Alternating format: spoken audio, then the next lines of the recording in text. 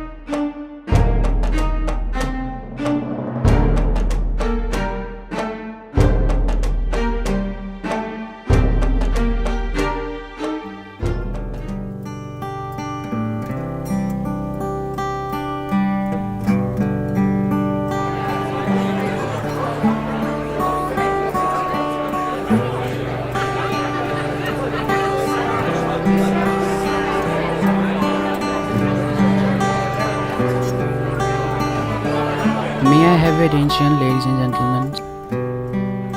Standing here with me is the only son of Don Rafael, Christomor Ibarra Maxeline. He just arrived from his studies in Europe and now he dines with us all in the place of his father. So enjoy the party.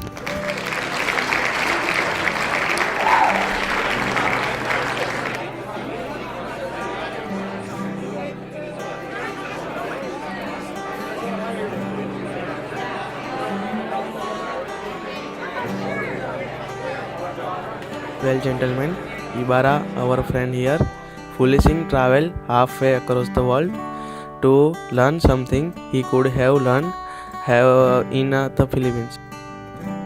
Ibarra, where are you going? Maria is here and she would love to meet you. Sorry, Captain, but I have an important work to attend. I'll meet you later.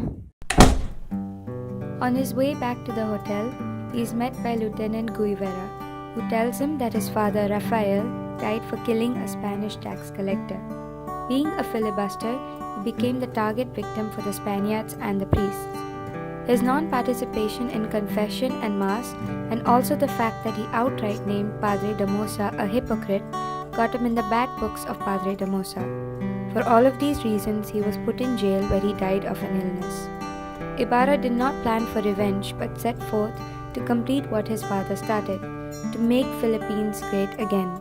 So he set forth to San Diego where he met with a schoolmaster, but before he left, he met his love, Maria Clara.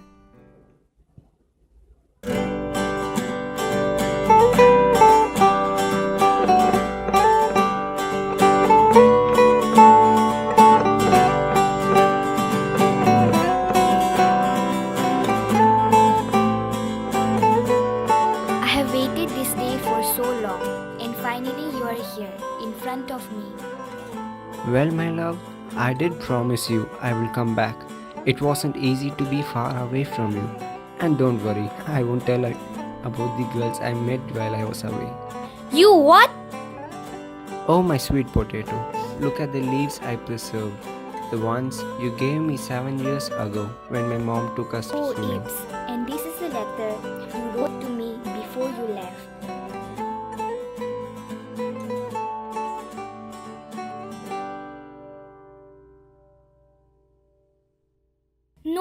I wanted that letter. Why would you tear it? Confess that you stole 2 gold pieces. You will remain here till you confess. No, he didn't steal. Stay here. नहीं क्या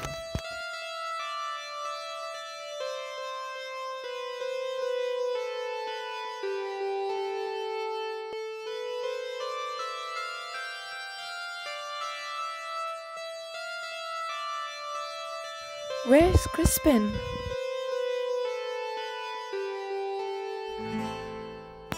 In all of this tragedy, there was some ongoing romance. Maria Clara, along with her friends, which unfortunately included Padre Salvi, go on a picnic trip with Elias and Ibarra. Padre Salvi does in fact hate Ibarra because of his affections and Maria Clara's affections towards each other. But still, to not prove that he has a lot of ill feelings to her, he accepts to offer the picnic.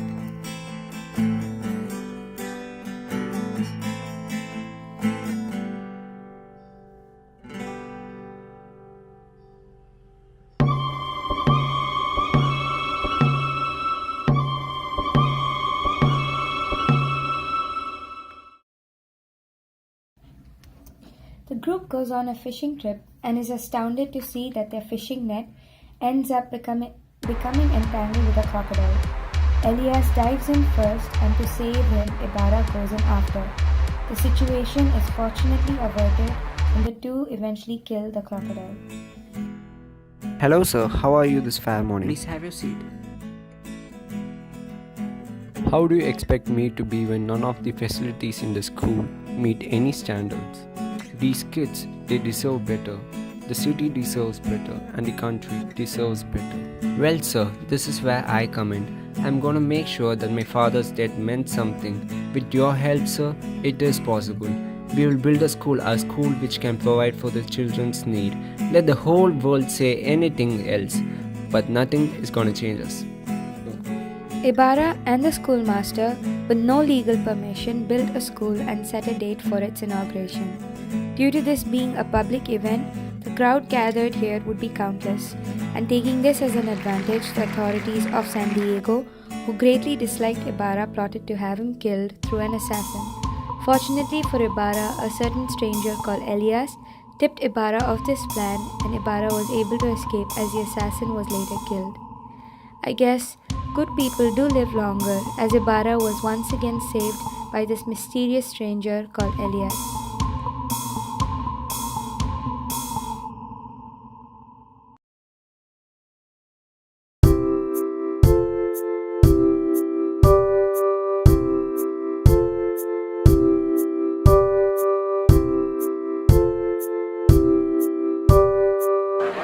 The luncheon is okay, not that great, but if you ask me, I would have done a better job.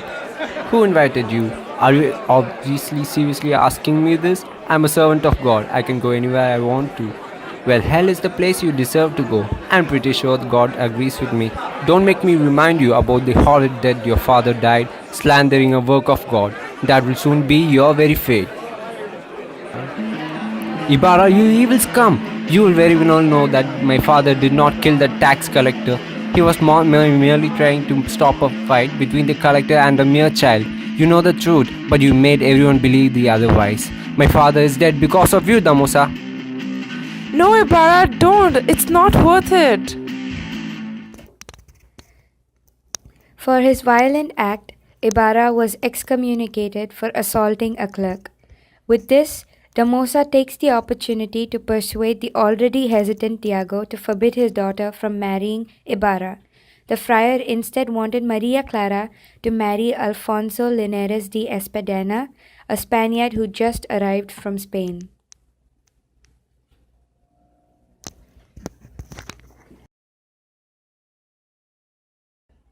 Welcome to our humble abode. May I present to you Linares de Espadina and his mother Donna Victorina. And that's the door through which you can leave, so it was a pleasure to meet you. Have a horrible day. Maria Clara, behave. They are our guests, and you to be groom. This decision is final.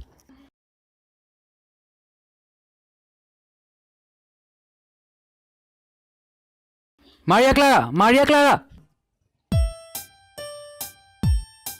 Damosa was extremely content that he could destroy Ibarra in some way or the other, but unfortunately for him, Ibarra's luck played a role and his excommunication was lifted by the sympathetic Governor General and was received by the Archbishop of San Diego, Friar Salvi, into the church. Salvi's hatred for Ibarra was due to the fact that his flaming lust for Maria Clara was unrequited and she chose Ibarra over himself.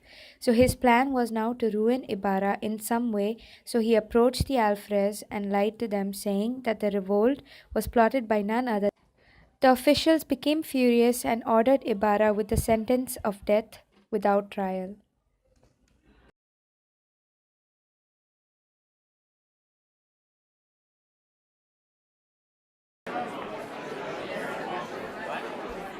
Thank you all for coming to this little gathering. The reason for this extravaganza is to show this city that my beautiful daughter, Maria Clara, has found a suitable suitor worthy of taking her hand for marriage. So, ladies and gentlemen, please raise your glasses for Maria Clara and Linares de Espedona. During this event, Ibarra used this as an opportunity to escape from prison with the help of Elias and the sympathetic Governor General. With the help of a stone found near prison, Elias used it to break down the locks to the prison. After escaping from prison, Ibarra finds time to meet with Maria Clara, where he accuses her of betraying him, thinking she gave the letter he wrote her to the jury. This letter actually involved a plan to make Philippines better again, but through some aggressive means. Maria Clara confessed that she had to do it because Padre Salvi had given him a letter which proved that it was not Tiago who was her father, but in fact Padre Damosa. You go, I'll stop them. No, I can't do that to you. You need to stay alive, not me. On Christmas Eve, Elias reaches the forest as instructed by Ibarra, where he only finds Basilio crying over his dead mother's body. Basilio knew that he would die soon, so he instructed him to cremate his body along with his mother. He also tells him to dig up some treasures owned by Ibarra later and use it for his education. If no one was to return to the forest, he said these words to him before he died. I shall die without seeing the dawn break upon the motherland. You who shall see it, salute. Do not forget those who have fallen during the end. Tiago, unfortunately towards the end, becomes addicted to opium and starts frequenting the opium den.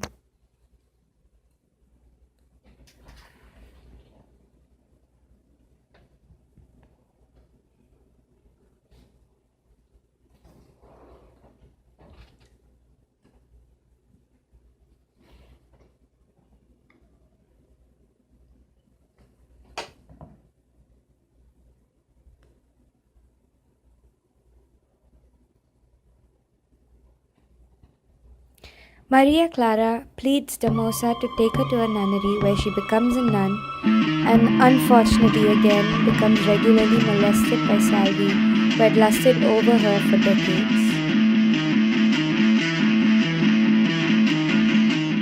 One stormy evening, a beautiful woman was seen at the rooftop of the nunnery, crying and cursing the heavens for the fate it had handed her.